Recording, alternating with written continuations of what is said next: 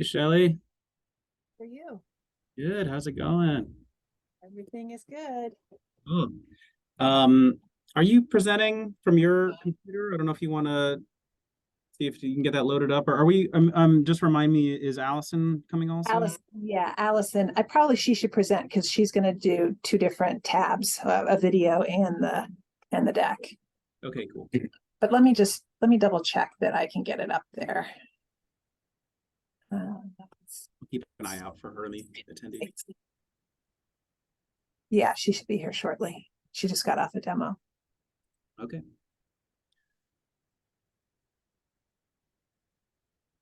Can you see that? Yes. Okay. If you want to maybe, oh, we'll just to go into full screen mode probably.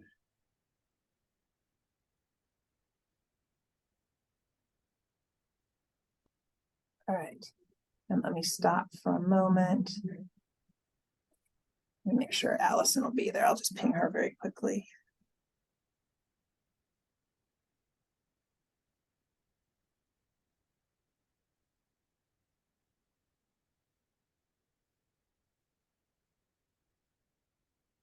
Oh, she says she's on.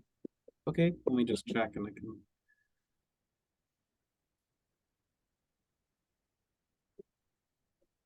Oh, there she is. Right. And I will stop sharing if she's here so that she can do that.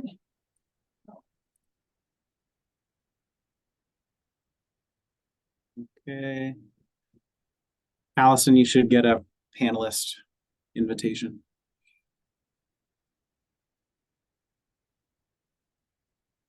There she comes. All right. Come on down, Allison. That's why. Okay, here I am. Yeah, I was talking away and I was like, I don't think anyone can hear me. Just a second. I'm just trying to open up that PowerPoint. Sure thing. Hello, everybody joining us. We'll get started in a sec.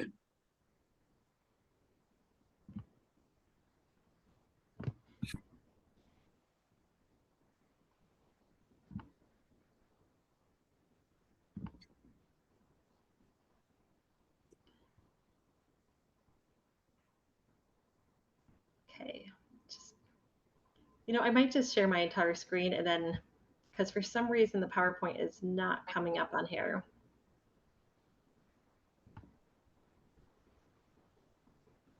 I tell you what, Allison, why don't we start with the video and then I'll share the PowerPoint. Okay, sounds good. And we're ready to go, Daniel. Okay, cool. You said you wanted to start with the PowerPoint or not? Should we do some introductions? Then we'll Yeah. If you have a video. Yeah, for sure. Cool.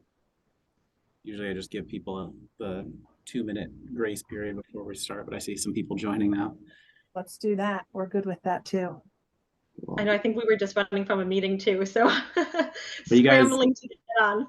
Will you guys both be at Expo East? Yes, we will. All right, I hope you're excited. We've got a big startup CPG dedicated section in the innovation experience. We've got 18 brands with tabletops there. So we're super excited about that. Excellent. Awesome. That is exciting. Yeah. Okay, I see some more people coming in now. Sir, yeah, let's go ahead and get started. Hello, everybody. I'm Daniel from Startup CPG, and we're excited to host our friends here. We've had just a really great relationship with New Hope, obviously. You'll know them from Expo West and Expo East. And, just as somebody who runs a brand, I also have always used their platform around the trade shows. I think I figured out that actually if you're on their platform and you see a buyer on there and you send them a message, it actually sends them an email. So not a lot of places where you can kind of get guaranteed to do that. So they have a new platform called Beacon Discovery, and understood probably a lot of you would have questions about it. So we were happy to host them just to give a demo of what the platform is. So that's what we'll do here today. And mainly I'll just introduce Shelley and Allison and kind of let them take it away, and I'll probably just jump in with a couple questions that I imagine brands would have. But yeah, I don't know if one of you wants to go ahead and start. Sure, I'll kick us off. I'm Shelley Sapson. I'm our Vice President of Market Integrity here at New Hope. And I'll tell you just a little bit about what I do because it relates, I think, a lot to what startup brands may encounter as they come to our ecosystem. So I'm responsible for our standards program at Natural Products Expo. I do the same for supply side. I'm also the person responsible for Beacon Discovery, which is what we're going to share with you today, and then also our regulatory consulting program. So I've got my hand in a couple of different areas. And I'd like to actually start by turning it over to Allison to introduce yourself, Allison. But then why don't you start us off with the video and the demo, and then we'll dive into a presentation. And just wanted to encourage you, Daniel, or anyone who's able to ask questions. If you've got questions, just ask us. We're happy to answer, and we're delighted to be here. So thank you for having us. And I think you can chat them, or I think there's an like a Q&A thing if you want to send it in that way, and I'll kind of try to monitor the Q&A. And if you put it in the chat, I think there are a couple extra New Hope people probably who will check those out and try to answer those questions as well. Sounds good. Awesome. Yeah. Hey everyone, it's so nice to meet you. I'm Allison. I am the Audience Engagement Manager. So helping and overseeing kind of the retailer and the brand onboarding for Beacon. And I am so excited to show you what we've got here. Like Shelley said, she came up with this and it has been a long time coming, but it's really something spectacular. And I think that a lot of you guys will really be able to gain a lot of insight out of it and be able to use it. It's a lot of cool features, so we're excited to show you. And I am going to share my screen. I just want to make sure. I know that with Teams, you have to do an audio. Should audio automatically come up? Let's see. I think it's about 50-50 usually on these things, but give it a shot. There it goes. We serve an incredibly dynamic and increasingly diverse industry that is looking for evolution and transformation. We knew we had an idea that was really compelling to our customers. Having a product team really made it possible to follow through on those ideas and produce what our customers asked for.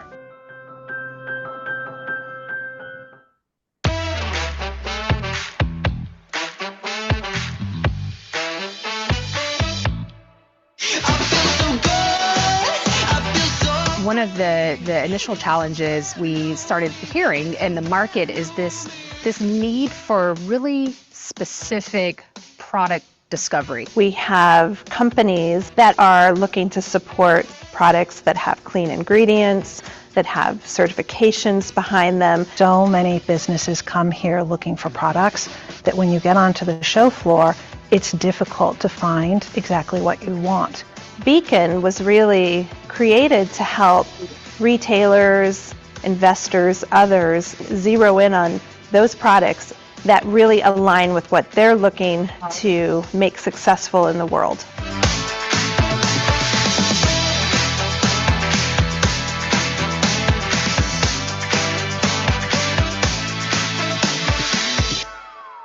Any other thoughts on like the product details page or anything that you would expect to be there that you're not seeing? Finding products in our store can be somewhat challenging. We can come to events like Expo here and it's awesome and thousands of exhibitors here, but knowing if those products are available to me in West Tennessee, that can be a challenge. One of the best solutions that help my store, Grubbs Grocery, would be Beacon Discovery's ability to show me products that I don't carry, that I should carry. Beacon Discovery also gives buyers a way to make a difference with every buying decision that they make. When they look at a product and they see a sustainability assessment, they're able to make a difference, to make an impact just with that decision. It makes us feel amazing. We're very happy that there are platforms like Beacon Discovery because it's a small Dutch brand that came from the Netherlands.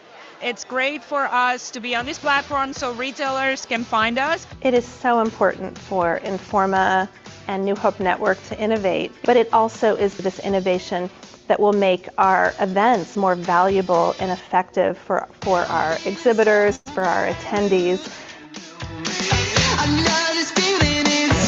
People say, oh my gosh, this is phenomenal. This is really different. This is going to change things. That feels amazing.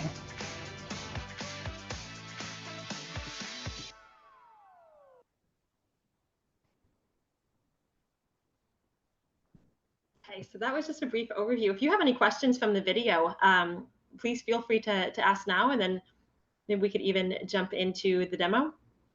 Let's jump in. Let's do it. Awesome. Okay. Shelly, do you want me to just share my screen for those 2 tabs and then, okay.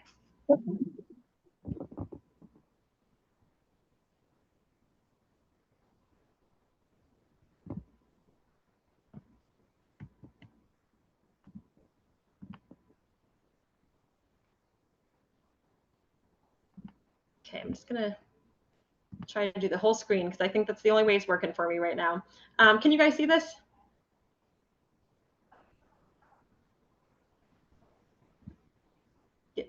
Can you see it?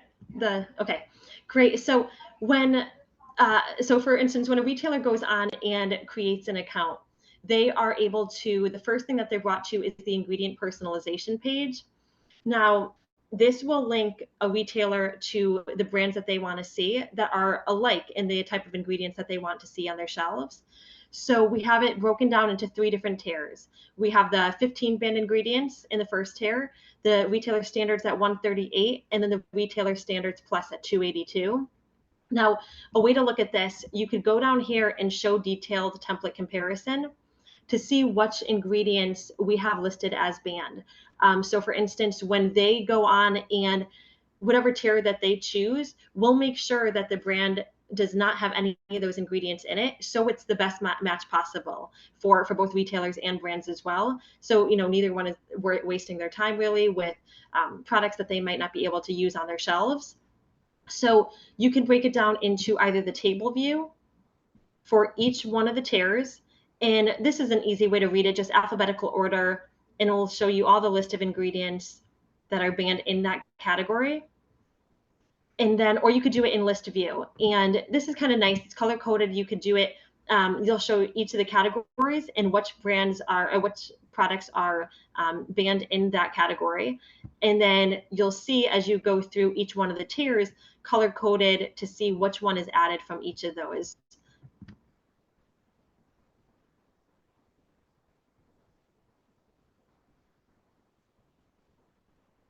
Okay, and then I think it's probably still showing the other page, so I'm going to have to, unfortunately, very quickly stop sharing and then share my next one.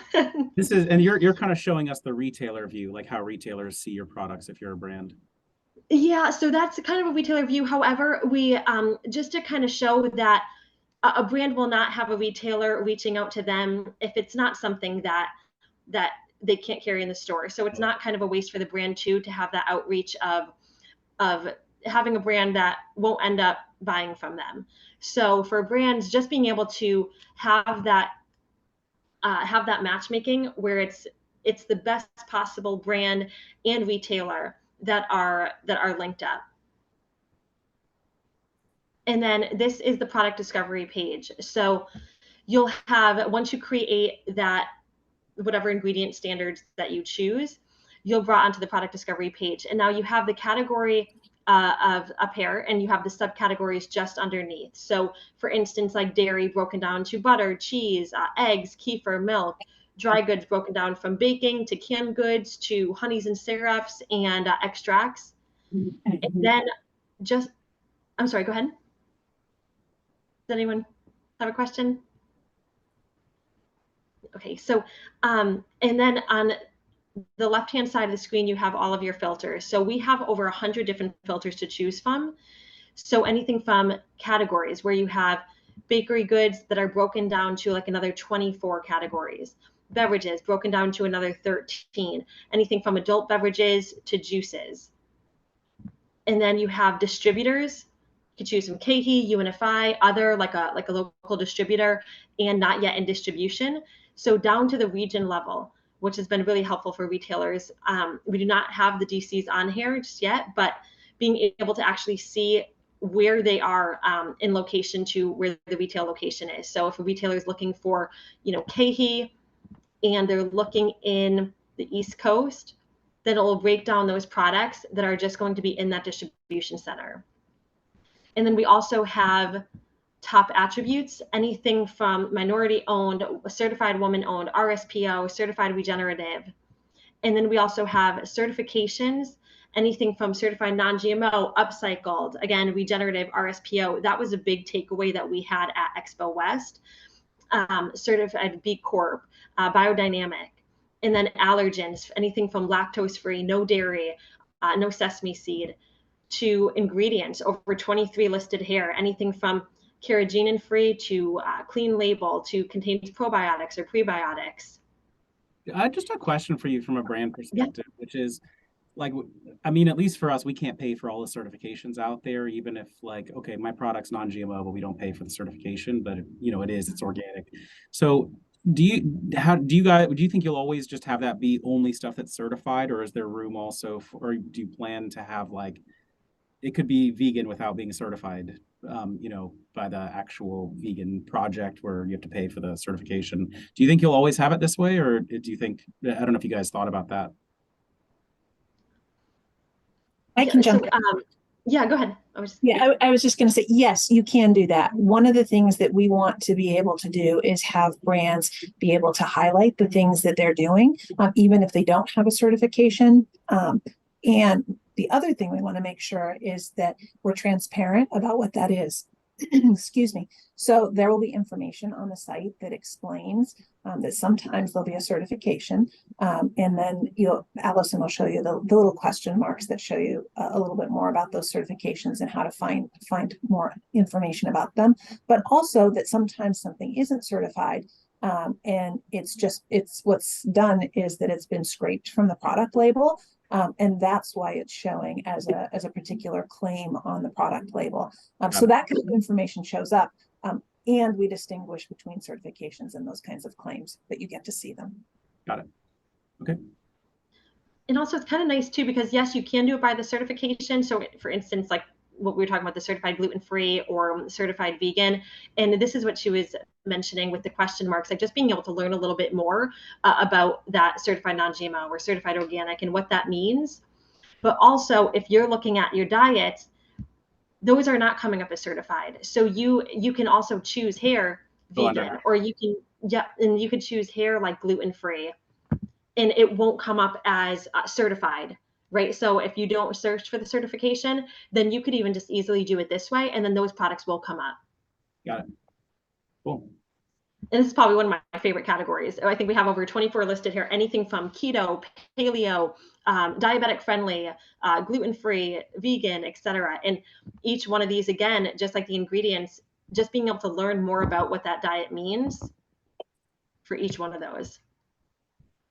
And then we have even up to animal welfare for cage-free, free-range, no added hormones, business practices, minority-owned, fair labor, woman-owned, made in the USA, and then climate and packaging, which has been huge, especially over these last couple of years, and a lot of takeaways that we have from Expo West of people wanting to see and be able to filter out more about this. So climate-friendly, reduced water waste, packaging for TerraCycle, BPA-free, etc.